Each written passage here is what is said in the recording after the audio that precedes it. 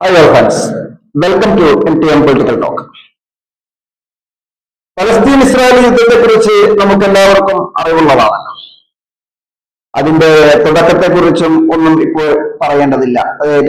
ഏകദേശം എല്ലാവർക്കും അറിയാവുന്ന ഒരു വിഷയമായതുകൊണ്ട് തന്നെ അതിന്റെ ഇപ്പോഴത്തെ ഇസ്രായേലിന്റെ നിലപാടുകൾക്ക് ലോകരാജ്യങ്ങളിൽ നിന്ന് കുറഞ്ഞു വരുന്ന പിന്തുണയാണ് ഇപ്പോൾ വാർത്താ മാധ്യമങ്ങളൊക്കെ വളരെ ചർച്ച ചെയ്തുകൊണ്ടിരിക്കുന്നത്. ഗാസ പിടിച്ചെടുക്കാൻ ഉദ്ദേശമില്ലെന്ന് ഇസ്രായേൽ പ്രധാനമന്ത്രി ബെന്യാമിൻ നെതന്യാഹു ഒരു പ്രസ്താവന നടത്തിയിരിക്കുകയാണ്. ഇതിനു മുൻപ് അദ്ദേഹം നടത്തിയ പ്രസ്താവന അവിടുത്തെ മിലിറ്ററി ഹെഡുമായി ചർച്ചകൾ നടത്തിയതിനു ശേഷം ഇനി യുദ്ധം അവസാനത്തിലേക്ക് നീങ്ങുകയാണ്, യുദ്ധത്തിന്റെ അവസാന നാളുകളാണ് ഇനി വരാനുള്ളത്, പൂർണ്ണമായും ഗാസ പിടിച്ചെടുക്കുകയാണ് ലക്ഷ്യം എന്നൊക്കെ ഒരു പ്രസ്താവന നടത്തിയിരുന്നു. അത് സൈനിക മേധാവിയുമായുള്ള അഭിപ്രായ വ്യത്യാസങ്ങളെ തുടർന്ന് അതൊന്നും പ്രായോഗികമായിരുന്നില്ല എന്നതാണ് യാഥാർത്ഥ്യം. ഇപ്പോൾ നെതന്യാഹുവിന്റെ തന്നെ മറ്റൊരു പ്രസ്താവന വന്നിരിക്കുകയാണ്. ഗാസ പിടിച്ചെടുക്കുവാൻ ഉദ്ദേശമില്ലെന്നും ആണ് അദ്ദേഹം വ്യക്തമാക്കിയത്. ജനങ്ങളുടെ ഭരണകൂടം ഗാസയിൽ സ്ഥാപിക്കുകയാണ് ലക്ഷ്യം എന്നാണ് നെതന്യാഹു ഇപ്പോൾ പറയുന്നത്.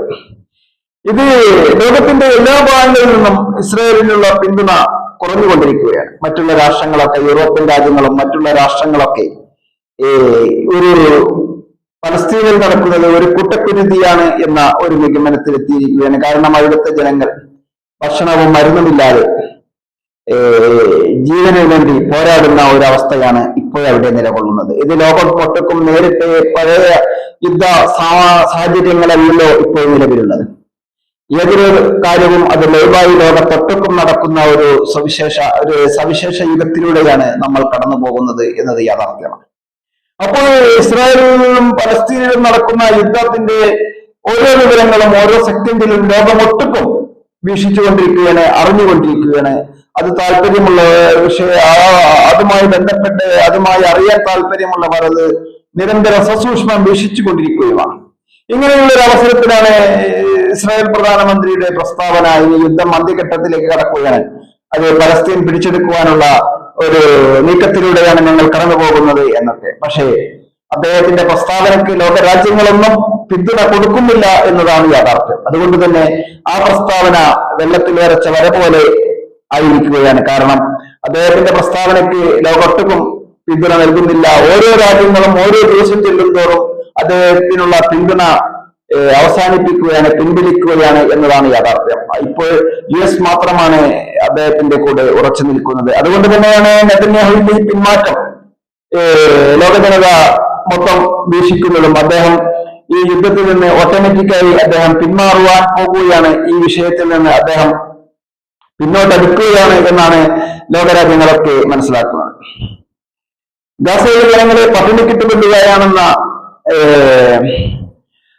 അവകാശവാദം അദ്ദേഹം നിഷേധിക്കുകയാണ്. ടെൽ-അവീവ് ഗാസ പിടിച്ചെടുക്കുവാൻ ഉദ്ദേശമില്ലെന്നും അദ്ദേഹം പല പ്രസ്താവനകളിലൂടെയും പറയുന്നു. യുദ്ധം വേണമെങ്കിൽ നാളെ അവസാനിപ്പിക്കാം, ഹമാസ് ആയുധങ്ങൾ താഴെവെച്ച് ബന്ദികളെ മോചിപ്പിച്ചാൽ യുദ്ധം അവസാനിക്കും, ഗാസയുടെ സൈനിക ശേഷി ഇല്ലാതാക്കി അതിർത്തിയിൽ ഒരു സുരക്ഷാ മേഖല തീർക്കുകയും ചെയ്താൽ പലസ്തീനികൾക്ക് ഇസ്രായേലിനൊപ്പം സമാധാനമായി ജീവിക്കാം എന്നാണ് അദ്ദേഹം പറയുന്നത്. അത് അദ്ദേഹത്തിന്റെ അഭിപ്രായമാണ്, അത് അദ്ദേഹത്തിന്റെ പ്രസ്താവനയാണ്. അത് ഇതോടൊപ്പം വായിച്ചു എന്ന് മാത്രം. ആയുധങ്ങൾ താഴെ വെക്കാൻ ഹമാസിന് അവസരം നൽകുകയാണ്. അതിന് അവർ തയ്യാറായില്ലെങ്കിൽ പൂർണ്ണമായും ഹമാസിനെ ഇസ്രായേലിനെ തകർക്കേണ്ടി വരുമെന്നും അദ്ദേഹം കൂട്ടിച്ചേർത്തു. ഇതൊക്കെയാണ് അദ്ദേഹത്തിന്റെ പ്രസ്താവനയുമായി ബന്ധപ്പെട്ട കാര്യങ്ങൾ. തീർച്ചയായും അങ്ങനെ ലോകരാഷ്ട്രങ്ങൾ അദ്ദേഹത്തിനുള്ള പിന്തുണ, ഈ യുദ്ധ വിഷയത്തിൽ പലസ്തീനുള്ള പിന്തുണ കുറഞ്ഞു വരുന്നു എന്നതാണ് നെതന്യാഹുവിന്റെ ഇത്തരം പ്രസ്താവനകളിൽ നിന്ന് നമുക്ക് മനസ്സിലാക്കാൻ സാധിക്കുന്നത്. തീർച്ചയായും പലസ്തീൻ ഈ വിഷയത്തിൽ പലസ്തീനുകൾ കാണാൻ കൂടുതൽ ലോകരാജ്യങ്ങളുടെ പിന്തുണ വന്നുകൊണ്ടിരിക്കുന്നത്. കാരണം നിരപരാധികളായ ആളുകൾ കൊല്ലപ്പെടുന്നു. ഈ അവസരത്തിൽ ഇസ്രായേലിന് ഇത്തരം ചെയ്തികൾക്ക് പിന്തുണ നൽകേണ്ടതില്ല എന്ന് തന്നെയാണ് ലോകരാജ്യങ്ങളൊക്കെ അവരുടെ കാഴ്ചപ്പാടിലൂടെ മനസ്സിലാക്കാൻ സാധിച്ചത്. അതുകൊണ്ട് തന്നെ ലോകരാജ്യങ്ങളൊക്കെ ഇസ്രായേലിനുള്ള പിന്തുണ പിൻവലിക്കുക എന്ന് പറഞ്ഞു കഴിഞ്ഞാൽ അത് മൗനമായി തന്നെ ഇസ്രായേലിനെ പിന്തുണക്കുന്നില്ല, അതുകൊണ്ട് തന്നെയാണ് ഇസ്രായേൽ പ്രധാനമന്ത്രിയുടെ ഈ മനംമാറ്റത്തിന്റെ പ്രധാന കാരണം എന്നാണ് ഇതിൽ നിന്ന് നമുക്ക് മനസ്സിലാക്കാൻ സാധിക്കുന്നത്. തീർച്ചയായും ഏതൊരു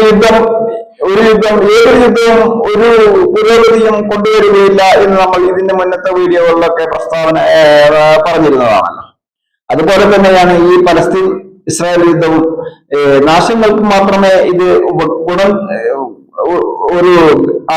ഇതിലേക്ക് എത്തുകയുള്ളൂ. കാരണം ഒരു യുദ്ധം കൊണ്ടും ഒരു രാജ്യവും ഒന്നും നേടിയിട്ടില്ല.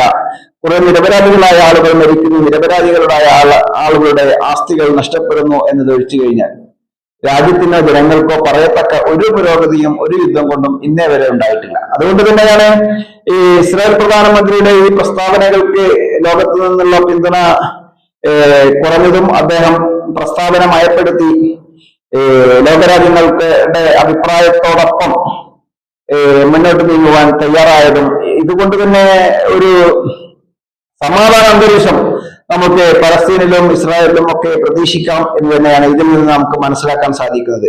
ഇങ്ങനെ നല്ലൊരു നാളേക്കായി, യുദ്ധമില്ലാത്ത നാളേക്കായി നമുക്കും ഇതിൽ പ്രത്യാശ പ്രകടിപ്പിക്കാം. തീർച്ചയായും ഇസ്രായേലിന്റെ ഈ സമാധാനപരമായ നെതന്യാഹുവിന്റെ ഈ പിന്മാറ്റത്തെ നമുക്ക് വളരെ ആവേശത്തോടു കൂടി തന്നെ നോക്കിക്കാണേണ്ടതുണ്ട്. തീർച്ചയായും ഇസ്രായേൽ പലസ്തീൻ യുദ്ധം വളരെ കൊടുമ്പിരി കൊണ്ടിരിക്കുന്ന ഒരു അവസരത്തിലൂടെയാണ് കടന്നു പോകുന്നത്. ഈ അവസരത്തിലാണ് ഇസ്രായേൽ പ്രധാനമന്ത്രി അദ്ദേഹത്തിന്റെ നയങ്ങൾക്ക് ചെറിയ മാറ്റങ്ങൾ വരുത്തിക്കൊണ്ട് ഇപ്പോൾ മുന്നോട്ട് വന്നിരിക്കുന്നത്. ഇതുകൊണ്ട് തന്നെ ഈ ഇസ്രായേൽ യുദ്ധം എത്രയും പെട്ടെന്ന്, ഇസ്രായേൽ പലസ്തീൻ യുദ്ധം എത്രയും പെട്ടെന്ന് അവസാനിക്കട്ടെ, സമാധാനം പുലരട്ടെ എന്ന് നമുക്കും പ്രത്യാശ പ്രകടിപ്പിക്കാം. തീർച്ചയായും ഈ വീഡിയോ മുഴുവനായും വീക്ഷിച്ച താങ്കൾക്ക് നന്ദി. താങ്കൾ ഈ ചാനൽ ഇതുവരെ സബ്സ്ക്രൈബ് ചെയ്തില്ലെങ്കിൽ സബ്സ്ക്രൈബ് ചെയ്യുവാനും അഭിപ്രായ നിർദ്ദേശങ്ങൾ എന്താണെങ്കിലും അത് കമന്റ് ബോക്സിൽ രേഖപ്പെടുത്തുവാനും ലൈക്ക് ചെയ്യാനും ഓർമ്മിപ്പിക്കുകയാണ്.